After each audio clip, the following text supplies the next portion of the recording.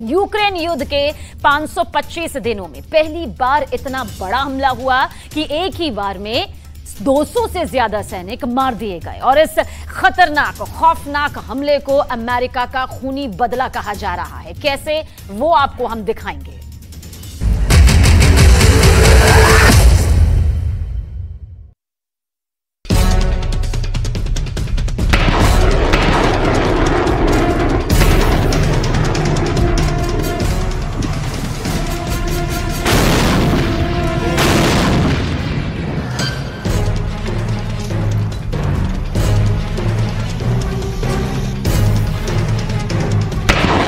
एक सेकंड के अंदर इतना बड़ा नरसंहार हुआ कि पुतिन भी हिल गए।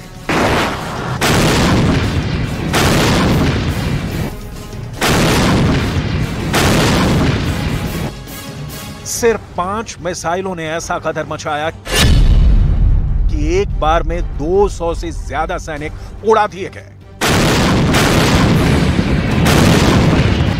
सिर्फ एक भूल ने रूस की आर्मी की बहुत बड़ी किरकिरी करवा दी। पुतिन के सैनिकों की एक लापरवाही 200 से ज्यादा सैनिकों की जान की आफत बन गई।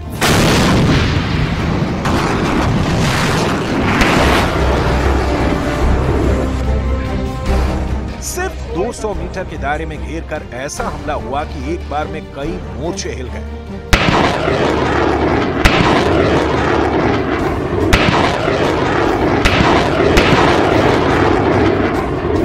आखिर क्या हुआ यूक्रेन की इस युद्ध भूमि में और कहां पर एक झटके में कैसे मार दिए गए 200 से ज्यादा रूसी सैनिक। इस हैरान कर देने वाली पूरी खूनी जंग का ब्यौरा हम आपको देने वाले हैं। जब कोई सैनिक जंग के मैदान में उतरता है तो उसकी जान कभी भी जा सकती है, लेकिन रूस के 200 से ज्यादा सैनिकों की जान ऐसे जाएगी कभी किसी ने सोचा नहीं था।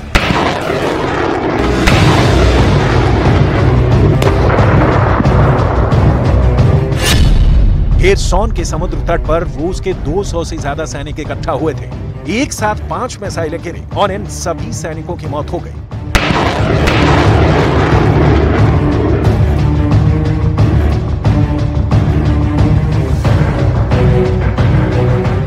दरअसल इन सैनिकों ने एक बहुत बड़ी भूल की थी। सैनिकों को लगा कि वो अमेरिका के रॉकेट लॉन्चर हिमार्स की मारक रेंज से बाहर है, लेकिन उनका यह अनुमान बिल्कुल गलत साबित हुआ और ये 200 से ज्यादा लोग हिमार्स की रेंज में आ गए।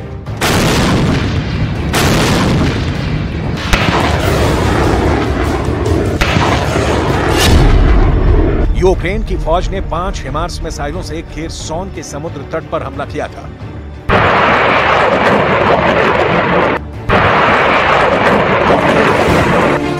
दरअसल खेरसोन के किनारे काला सागर के अंदर एक द्वीप है जिसका नाम है डेजारेल हाच। इसी द्वीप पर रूस के 200 से ज्यादा सैनिक इकट्ठा होकर युद्ध का अभ्यास कर रहे थे।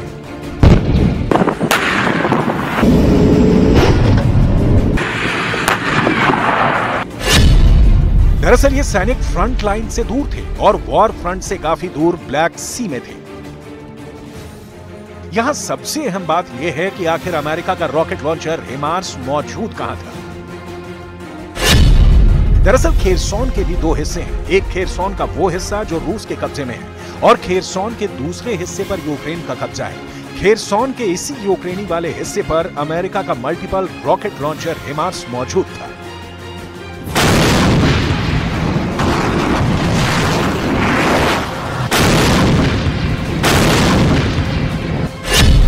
हिमार्स रॉकेट लॉन्चर की सिर्फ और सिर्फ 80 किलोमीटर तक मारक क्षमता है और ये सारे सैनिक सिर्फ और सिर्फ 60 से 70 किलोमीटर दूर मौजूद थे। इन सैनिकों ने हिमार्स की मारक क्षमता का ध्यान नहीं रखा और इसी वजह से हिमार्स ने इस पर एकदम सफल हमला कर दिया।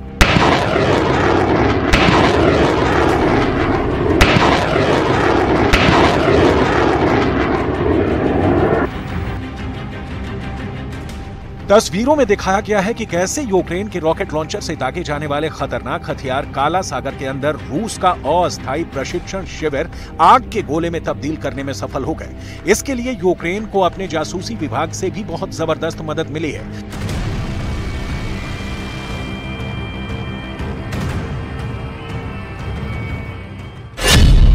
सबसे बड़ी बात यह है कि यूक्रेन इंटेलिजेंस में 30,000 से ज्यादा जासूस और एजेंट हैं। यूक्रेन इंटेलिजेंस में ब्रिटेन के खुफिया एजेंसी MI5 से 7 गुना ज्यादा कर्मचारी हैं।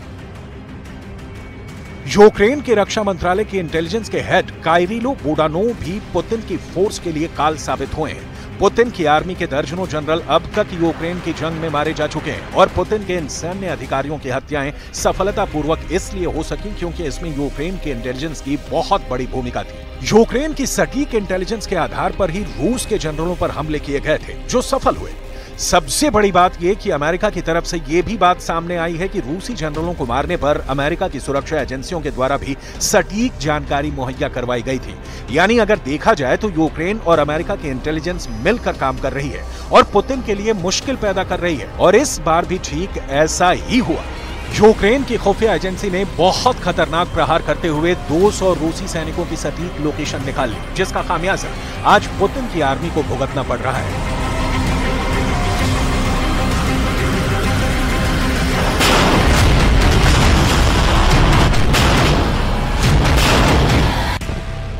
युद्ध समर्थक एक मॉस्को चैनल ने कहा कि इस तथ्य का एक नया ज्वलंत उदाहरण है कि युद्ध क्षेत्र से कुछ दूरी पर यहां तक कि पीछे के हिस्से में भी सैनिकों के बड़े जमावड़े की अनुमति देने के बुरे परिणाम हो सकते हैं। मतलब बिल्कुल साफ है, रूस के सैकड़ों सैनिकों का एक जगह पर इकट्ठा होना ही घातक साबित हुआ। दूसरी तरफ हिमार्स पुतिन की आर्मी के लिए पहले भी काल साबित हो चुके हैं। रूस की सेना पर एक और घातक हमला 1 जून को हुआ था, जब एक जनरल का भाषण सुनने के लिए सैनिकों की भीड़ इंतजार कर रही थी और तभी हिमार्स का हमला हो गया। इस हमले में 100 से अधिक सैनिक मारे गए थे। दूसरी तरफ रूस ने यूक्रेन के एक बंदरगाह ओदेसा पर हमला किया है, जिसमें यूक्रेन के तटीय शहर ओदेसा में बंदरगाह के बुनियादी ढांचों को नुकसान पहुंचा है। यूक्रेन की फोर्स की तरफ से यह दावा किया गया है कि आज़ोव सागर से लॉन्च ईरानी शाहिद 136 ड्रोन को पीछे हटाने के लिए हवाई सुरक्षा लगभग 3 घंटे तक बिना रोके काम किया है। लेकिन सच क्या है, आपको आगे दिखाएंगे।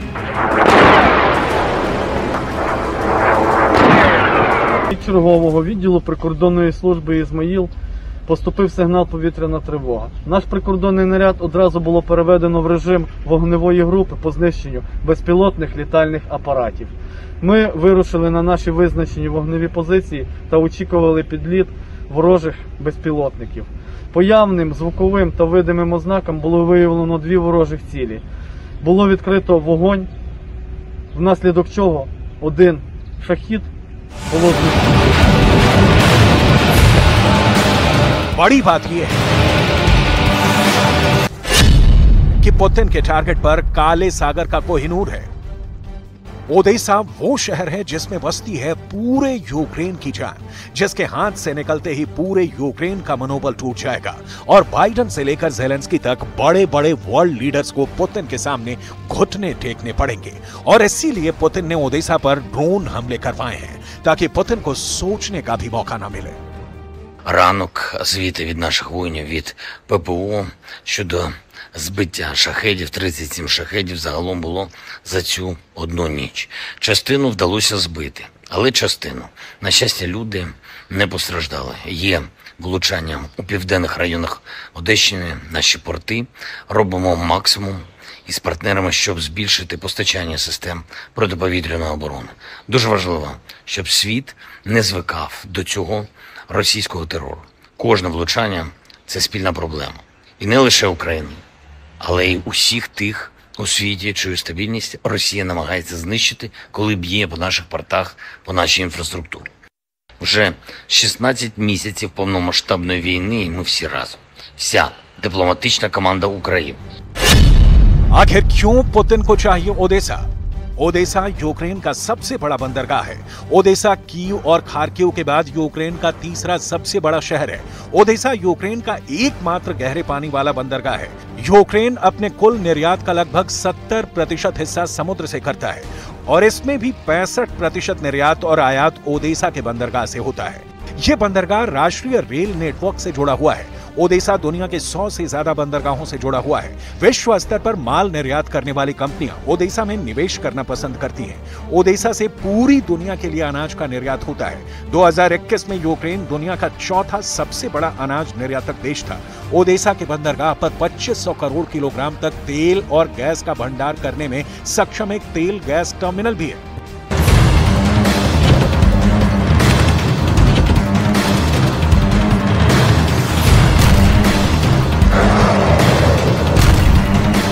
यही वजह है कि ज़ेलेंस्की खुद ओडेसा में कई दौरे कर चुके हैं और ओडेसा में मौजूद यूक्रेन की आर्मी और नौसेना को यह बात साफ बता चुके हैं कि किसी भी कीमत पर ओडेसा का बंदरगाह पुतिन के हाथ में नहीं जाना चाहिए। लेकिन पुतिन ने जिस तरह ओडेसा पर हमला किया है, ज़ेलेंस्की दहल चुके हैं।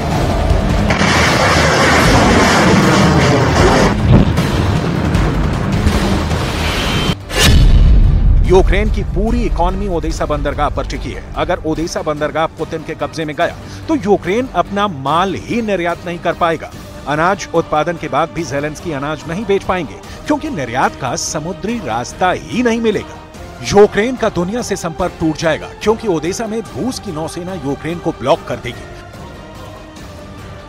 पुतिन ये भी जानते हैं कि यूक्रेन ने ओडेसा के अंदर सुरक्षा जबरदस्त तरीके से चाक चौबंद कर रखी है और परिंदा भी ओडेसा में पर नहीं मार सकता है। शायद इसीलिए ओडेसा का चक्रव्यूह तोड़ने के लिए पुतिन ने ईरान के खतरनाक ड्रोन्स की मदद ली है। पुतिन का सिद्धांत एकदम साफ है, विरोध किया है तो अब सजा झेलो। एक तरफ ज़ेलेंस्की आंसू बहा रहे हैं, दूसरी तरफ पुतिन अपने वीर सैनिकों को सम्मानित कर रहे हैं और उनको युद्ध में अच्छे प्रदर्शन के लिए पुरस्कार दे रहे हैं। Торжественная церемония вручения государственных наград в Кремле. Золотые звезды Героя России и ордена мужества будут вручены сегодня большой группе участников специальной военной операции. Уважаемые друзья, благодарю вас за преданную службу России. Вы пришли на передовую с единой целью – быть в трудную минуту с Отечеством и со своим народом. Защитить наши идеалы, культуру, национальные интересы, отстоять священное право людей жить своей волей, своей жизнью по заветам предков. Продолжать их славные традиции, в основе которых готовность все сделать во имя любимой страны. पुतिन का आत्मविश्वास साफ नजर आ रहा है कि वो जंग जीत रहे हैं। जंग लंबी जरूर है, लेकिन पुतिन की वॉर मशीन थकी नहीं है।